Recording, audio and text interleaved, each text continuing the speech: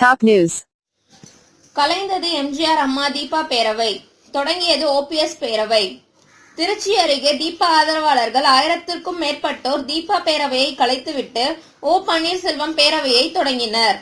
மறைந்த முதலமைச்சர் ஜெயலலிதாவின் சகோதரர் மகள் தீபா புதிய பேரவை தொடங்கிய போது அதில் திருச்சி மாவட்டம் சமயபுரத்தைச் சேர்ந்த ஆயிரக்கணக்கானோர் இணைந்தனர்.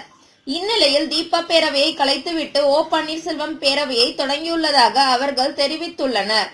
இது தொடர்பாக செய்தியாளர்களுக்கு தெரிவித்த அவர்கள், தீபாவின் செயல்பாடுகள் சமீப காலமாக பிடிக்காததால் தீபா பேரவையை கலைத்துவிட்டதாக தெரிவித்தனர்.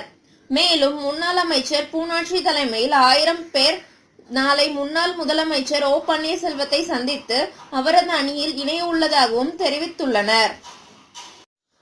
இதுபோன்ற செய்திகளை உடனுக்குடன் அறிய டாப் நியூஸ் சேனலை சப்ஸ்கிரைப் செய்யுங்கள். நன்றி, வணக்கம்.